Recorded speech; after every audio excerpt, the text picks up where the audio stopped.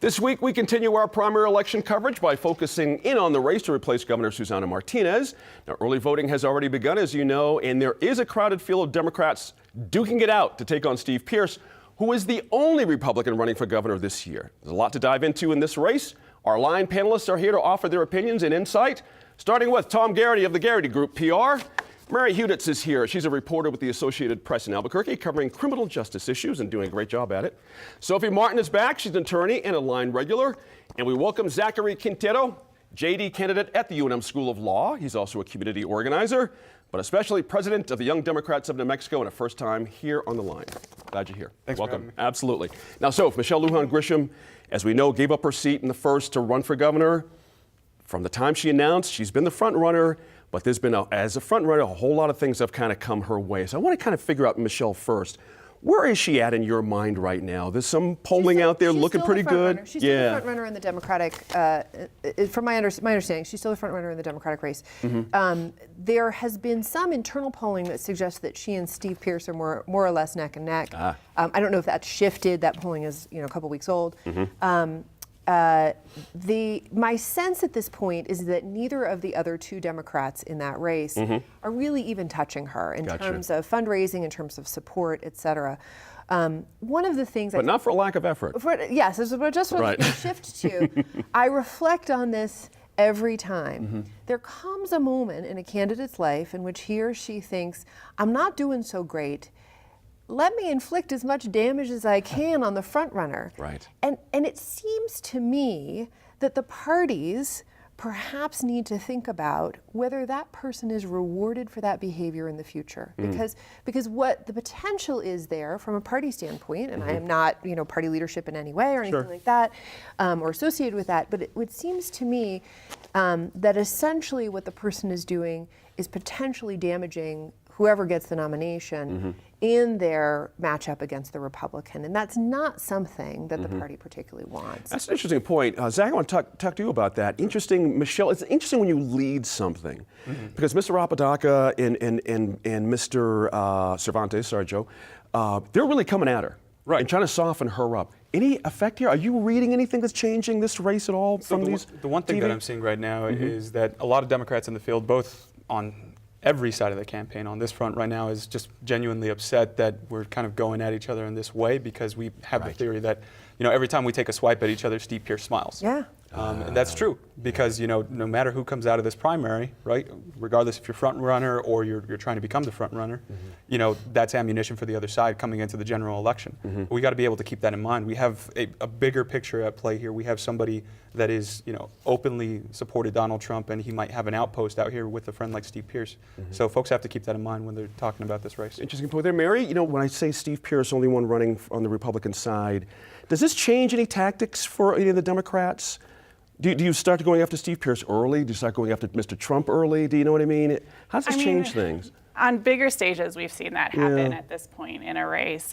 When there seems to be a front runner, there hasn't been a lot of polling. So maybe that's why.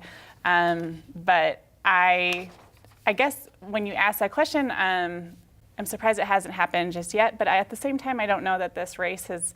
Well, we're all political observers and intensely focused on it. I don't know that it's really getting a huge amount of traction with the general public or with the Democratic and, in this case, the Democratic voters who are not super involved with the party. That's right. Yeah. That's right. Interesting. Tom, I want to touch on a couple of things. There's an interesting way to look at this with Michelle being far out front. I appreciate Zach's point that sometimes it gets a little difficult.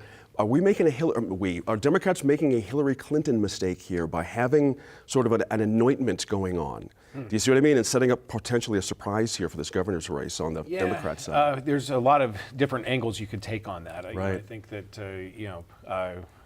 Congresswoman Lujan Grisham could definitely move forward now and start attacking Pearce. I don't think there's anything that's going to happen in her camp that's going to cause her not to win the primary.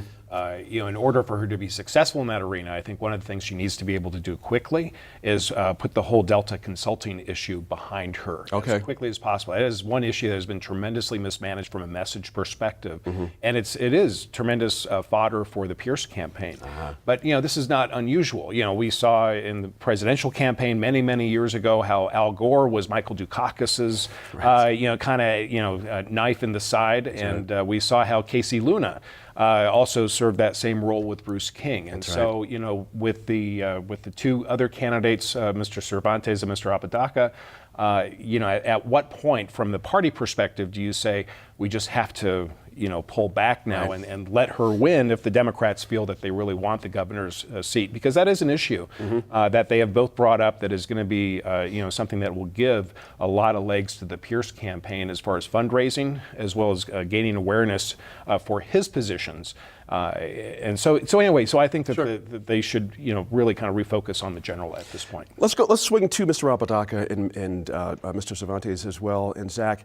What can these folks do in these last little bit of time here before the primary to close this gap? What in your mind can either one of these candidates do with Michelle Lujan Grisham's lead at this point? So something our organization really supports is talking about, real-time big ideas that will affect the economy we're going to inherit and the responsibilities we're going to have in the next 5 to 10 to 15 years. That includes not only marijuana decriminalization, that also includes the fact that we're going to have an aging population that's going to be the 4th largest in the United States.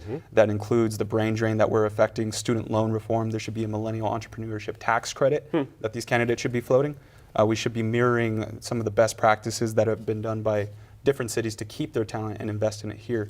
So the folks that talk about the best and brightest ideas, rather than just attacking each other outright, regardless of where it comes from and regardless of what their intent is, it's not going to help them much. That's a good point. Sophie, we had the KOAT debate just recently, and for those that may or may not have seen it, it was interesting. I did not hear an overriding issue for this governor's race in this state. Do you know what I mean? The one thing, we can talk about education, but that's always out there.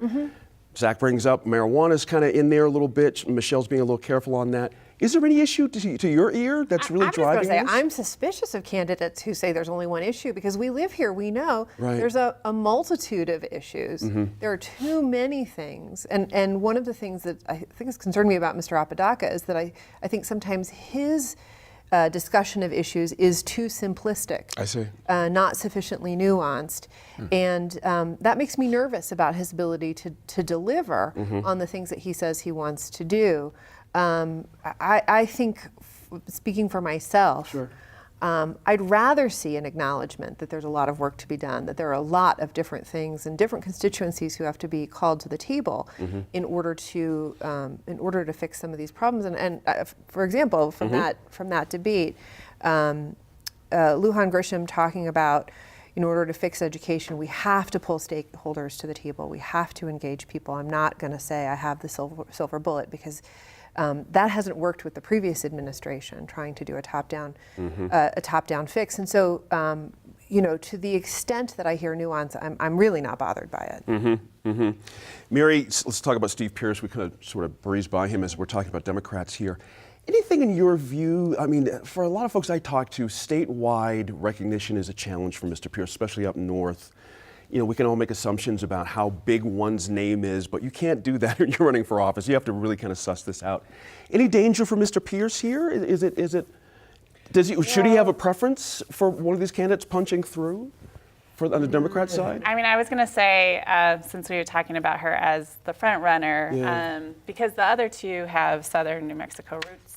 But Michelle Lujan Grisham has been the congressional candidate, or the congresswoman here, but in addition, she's held statewide posts, whether elected or not. And so I think with that comes a sort of exposure on both markets that work within this state.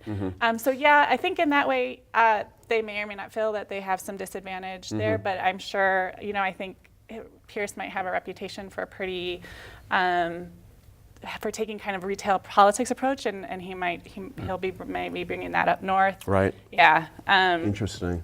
So I don't know. Yeah, Tom, just a minute or so here on this subject. Can Mr. Pierce win moderates Do you know what I mean? Can he get some people to cross over to him in this cycle? He needs moderates. He needs moderates like we need rain in New Mexico. And that's the big challenge. I mean, he's Freedom Caucus, he's so far right as far as with his positioning and alignment with the Trump administration that he really needs to find that middle voter if he wants to have any kind of a chance to make that race competitive. That's right. The numbers don't add up. Yeah, he needs women to win his Interesting. election. That's the other part. What's his chances there in your view? Well, part of the irony is he's part of the Freedom Caucus, but he doesn't support freedom for women.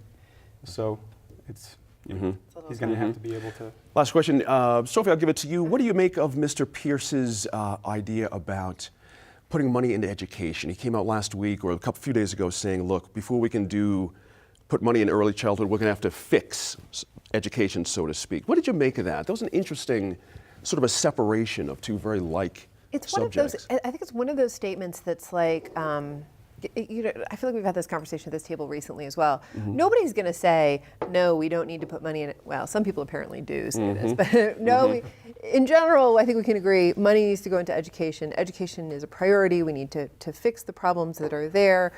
We need to reward the people who are coming up with, and the institutions that are coming up with great solutions.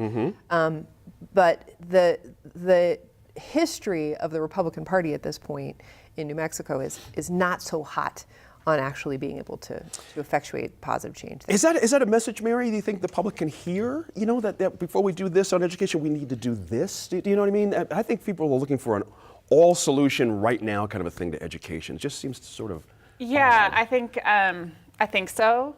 But I also think that when we get into we have an electorate these days, I think, which current election results will show that people are grasping onto kind of the top line message and less so once a candidate gets a little more wonky and layered. The voters, Americans these days are busy. They're working and running households. That's right. So I think. And we have a political environment that's very hot right now, nationwide and locally. We're not immune to it here, certainly. So we'll see what happens. Now, when we come back to the line, we'll look at the lingering problems with nursing homes here in New Mexico.